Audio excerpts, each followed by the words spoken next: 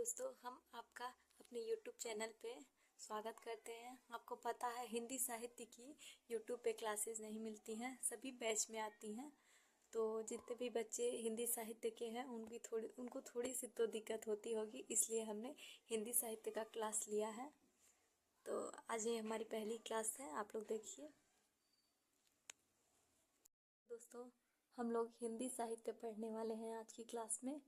तो हिंदी साहित्य में हम लोग सिलेबस पे बात नहीं करेंगे, क्योंकि सिलेबस पे बात करने का मतलब टाइम वेस्ट है। क्योंकि जिसको पता है कि हमको हिंदी ऑप्शनल लेना है तो वो सिलेबस देख चुके होंगे कि हिंदी साहित्य में कौन कौन सा टॉपिक आएगा।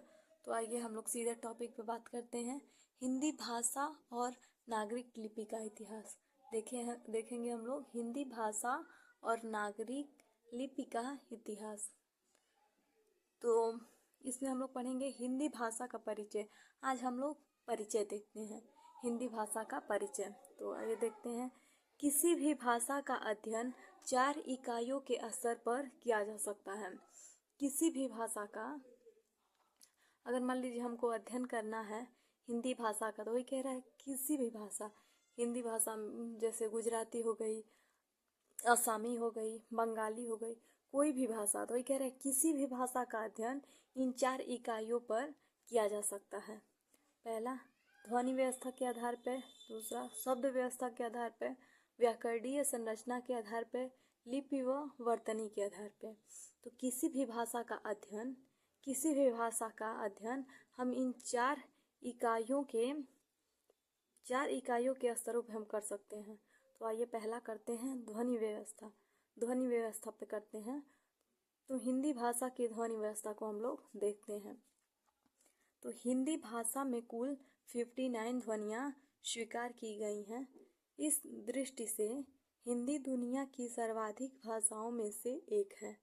विश्व की सभी भाषाओं में प्रचलित प्रायः सभी ध्वनियाँ इसमें विद्यमान हैं।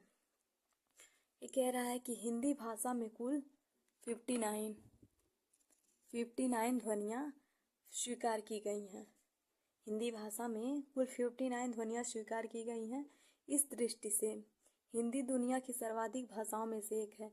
ये तो सही है, हिंदी दुनिया की सर्वाधिक भाषाओं में से एक है। विश्व की सभी भाषाओं में प्रचलित प्रायः सभी ध्वनियाँ इसमें विद्यमान है। जो हमारी हिंदी भाषा है, इसमें दुनिया की सभी भाषाएं इसमें विद्यमान हैं, सभी आ जाती हैं।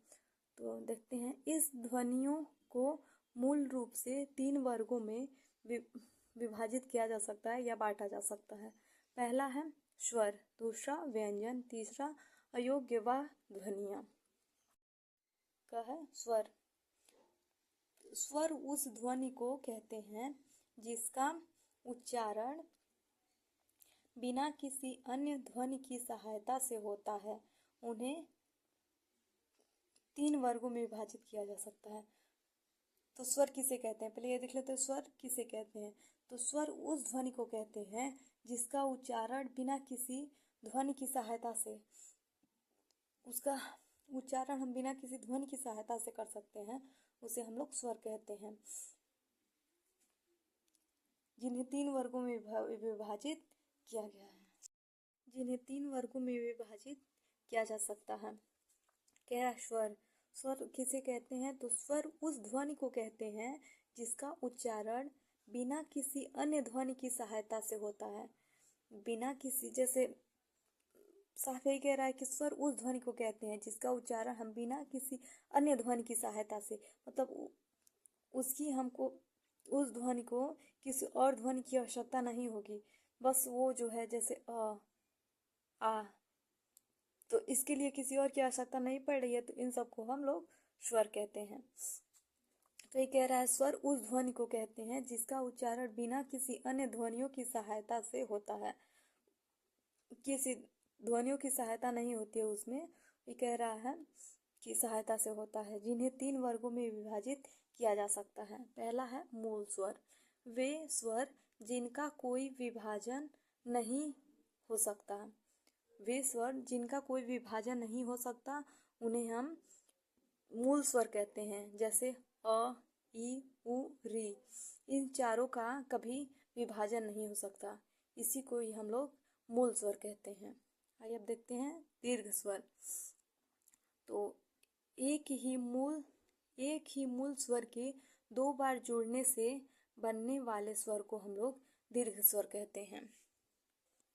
दीर्घ स्वर कहते हैं, कह रहा है एक ही मूल स्वर के दो बार जोड़ने से बनने वाले स्वर को मूल स्वर कहते हैं। तो एग्जाम्पल जैसे आ है, तो आ कैसे बना है? अ प्लस अ को मिलाकर आ बना है। ई प्लस ई को मिलाकर ई बना है। उ प्लस उ को मिलाकर उ बना है। तो ये कह रहा है अब दीर्घ स्वर में कि एक ही मूल स्वर के दो बार जोड़ने से बनने वाले को हम लोग दीर्घ स्वर कहते हैं। तो दीर्घ स्वर आप लोग समझ गए। हम पढ़ते हैं संयुक्त स्वर। वे दीर्घ स्वर जो दो अलग अलग स्वरों से मिलकर बनते हैं। अब वही कह रहा है, वही दीर्घ स्वर, वे दीर्घ स्वर जो अलग अलग स्वरों से मिलकर बनते हैं, उन्हें हम लोग संयुक्त स्वर कहते हैं। जैसे एग्जाम्पल में ए है, तो ए कैसे बना है?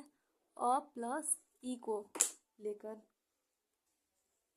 अ प्लस ई को मिलाकर बना है ए। अब ए कैसे बना है? अ प्लस ए को मिलाकर ए बना है। तो इसे ही हम लोग संयुक्त स्वर कहते हैं। संयुक्त स्वर में जो दीर्घ स्वर होते हैं उसको दो अलग अलग स्वरों से मिलाकर बनाते हैं, उसे ही हम लोग संयुक्त कर स्वर कहते हैं, संयुक्त स्वर। तो आप लोग बताइएगा आज की क्लास कैसी लगी, उसके आधार पर हम लोग फिर दूसरी क्लास लेंगे। धन्यवाद।